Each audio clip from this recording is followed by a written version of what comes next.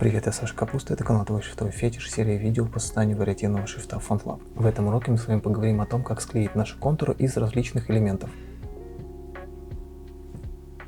Иногда глифы могут состоять из нескольких элемент-референсов, то есть если я посмотрю вот сюда, на букву NG, то это по сути такой же символ, как и буква N и отдельная буква G. Но здесь я ее совместил и наложил друг на друга. Получилось два глифа, которые находятся друг на друге. Это не очень хорошо. Такие глифы тоже нужно разбирать. Почему? Потому что в текущем виде они в целом смотрятся нормально, все хорошо. Но если присмотреться, вот здесь видны артефакты. То есть, когда два глифа накладываются друг на друга, при хинтовке, при отображении на мелком экране, такие глифы, скажем так, имеют какие-то вот погрешности, какие-то более такие темные места, где два контура сошлись, и более светлые, где они не сошлись. Например, вот здесь, если посмотреть на превью, особо не видно разницы, но если я чуть-чуть начну увеличивать, вы увидите, что вот здесь начнут проступать такие лесенки. Вот сейчас видно, вот, например, вот здесь видно, что вот это прям плотно черная часть пикселя, а вот это вот немножко замыленная. Возможно, это плохо видно здесь, но зато видно хорошо вот здесь, где у меня два контура налезли друг на друга, мы видим, что более черная часть. Там, где только вот эта часть контура видна, он более светлый. Причем здесь он везде светлый. В общем, идею вы примерно поняли. Такие вещи мы разбираем в обязательном порядке. Вот сейчас я ее вот здесь разберу. Вот ее разобрал. Но надо это делать на каждом глифе. Чтобы это не делать, я просто могу повторить все в предыдущую операцию в экшенах. Жму сюда, и он у меня проходит. И в каждом глифе все это сделал. А вот теперь мы, конечно, здесь уже должны почистить этот глиф.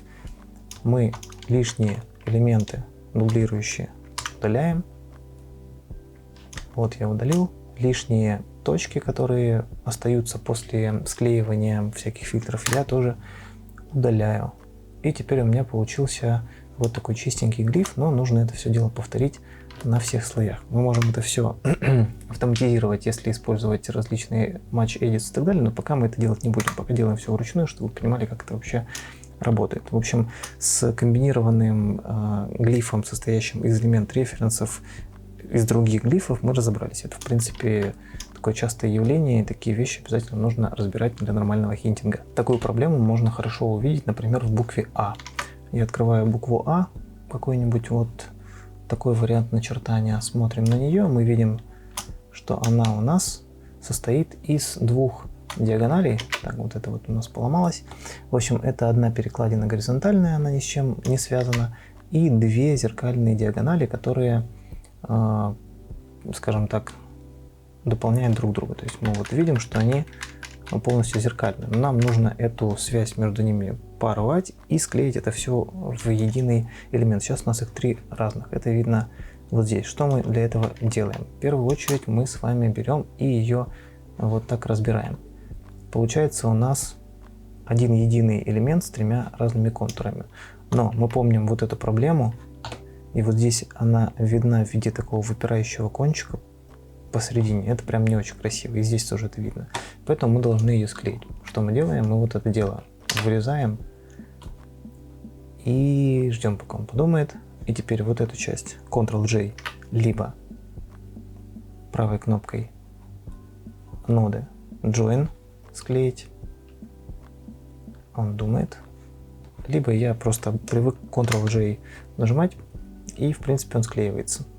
Теперь у нас глифы корректно отображаются, здесь никаких вот лишних проблемных мест нету, причем я вот эту часть не склеивал именно здесь, а склеивал чуть-чуть с запасом. Это называется loop corner. Нужен он для того, чтобы при вариативности это все грамотно и нормально интерполировалось, потому что иногда бывают проблемы тем, что эти части начинают темнеть, светлить и так далее. В общем, если вот в таком варианте это все сделал, все получается вполне себе нормально.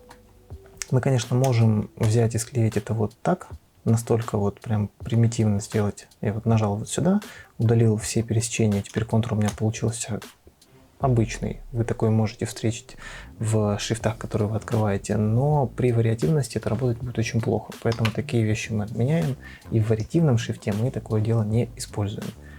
общем, шрифт у нас должен выглядеть вот так, при этом он должен выглядеть так на всех вот этих мастерах. И тут, в принципе, у нас есть с вами две похожие команды, которые делают примерно похожие вещи. Они обе склеивают. До этого я пользовался, скажем так, функцией Flatten Glyph, а здесь у меня доступна функция Remove Overlap. Я могу нажать ее, и что произойдет? Наверное, ничего не произойдет. Да, ничего не произошло, но тем не менее у меня появилась вторая иконка. Я могу, в общем, сделать вот так, и теперь они у меня точно склеятся. И теперь я могу сделать вот так. В чем принципиальная разница? Разница в том, что предыдущая команда, где были два вот этих контура, они просто совмещают все возможные контуры в единый элемент, который я, в принципе, могу также разделить. Если я вот выделю этот контур, и где-то здесь у нас есть возможность контур разделить на элементы. И вот они у меня превратятся в раздельные элементы. И я могу их снова склеить. И, в общем, вот эта вторая клавиша, она склеивает вообще все вместе так, что в целом нормально для статичного шрифта, когда вы делаете одно начертание. Но так как мы с вами делаем вариативный шрифт, такие вещи нам не подходят. И к чему я, собственно, это все говорю? А к тому, что вообще в целом можно же, конечно же, все это дело склеить, оно в вариативности будет точно так же работать. Но иногда результаты получаются не очень корректные, особенно когда речь идет о очень тонких начертаниях. Допустим, вот у меня есть такая буква K из шрифта Skeleton, который когда-нибудь, может быть, я доделаю. И здесь, в принципе, очень-очень тоненькие у нас контуры по 4 юнита. Есть жирное начертание, вот так оно выглядит. Есть тоненькое начертание, вот так оно выглядит. И в целом все вроде бы окей, вариативность у нас. Вот, сейчас посмотрим. Все работает, все красиво, все хорошо.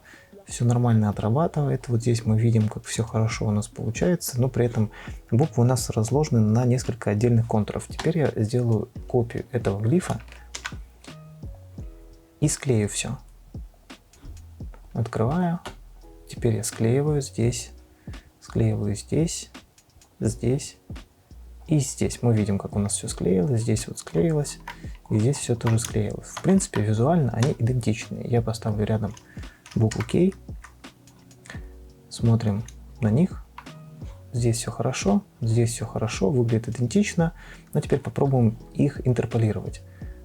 А вот здесь разницы в принципе никакой нет, вот здесь разницы большой я тоже не вижу, но когда мы переходим в более тонкие начертания и начинаем их интерполировать, я думаю, вы уже заметили, что у нас диагональ одна стала слишком тонкой. Особенно вот в этом моменте, где-то посередине интерполяции. То есть вот так выглядит глиф, который полностью склеен. А вот так тот, который не склеен. Если мы на него посмотрим в виде контура, мы увидим, как вот эти части между собой взаимодействуют. То есть я беру сейчас и что-то у нас можно двинуть. Вот эту часть можно двигать. Я ее двигаю. Мы видим, как в целом они похоже работают, но результат все равно немножко разный. Вот так видно, что вот здесь у нас все склеилось, потому что вот эта верхняя часть диагонали, она просто работает от этих двух узлов, а этот работает от узла, который на этой диагонали. Здесь вот эта диагональ, она живет своей жизнью, она вообще не зависит от этой диагонали, а эта диагональ не зависит от этой диагонали. Все, что нужно, это сделать так, чтобы вот эти узлы сильно далеко не выходили, потому что здесь есть какой-то момент, что они немножко выскакивают. Ну, в целом почти ничего не выскакивает. Да, все нормально получилось. А если мы посмотрим сюда, то здесь, конечно, все грустно. Я сейчас это удалю. Так, вот. Вот тут нормально, вот тут начинается не пойми что, и вот тут опять нормально. В общем, для чего нужно разделять буквы на отдельные элементы, точнее на отдельные контуры внутри одного элемента, я вам рассказал, и я думаю, вы в целом поняли, о чем я вообще здесь так долго это все говорил. В общем, разделяем все на отдельные контуры, делаем вот такие петли, где у нас тут они были. Где-то они у нас здесь были. В общем, это все нужно для того, чтобы интерполяция и все инстансы, все статичные варианты вашего шрифта при экспорте выглядели нормально и не было никаких супер тонких или супер жирных частей в итоговых буквах. Если по ходу этого урока у вас возникли вопросы, то задавайте их в комментариях на русском или английском языках. Этот курс залит сразу на несколько видеоплатформ, а значит я могу их не увидеть. Поэтому подписывайтесь на канал в Телеграме и задавайте вопросы в чате «Делаем буквы». Все дополнительные материалы будут выложены на сайте «Твой шрифтовой фетиш». Там же вы сможете найти шрифты Rare и Zasker, которые я упоминал в курсе. А еще делайте скриншоты вашего шрифта, хвастайтесь в соцсетях и отмечайте «Твой шрифтовой фетиш» в публикациях с этим хэштегом. Мне и вашим шрифтовым коллегам будет интересно посмотреть на ваши успехи в ходе этого курса. Если видео оказалось для вас полезным, подписывайтесь на канал, ставьте лайк и увидимся в следующих уроках.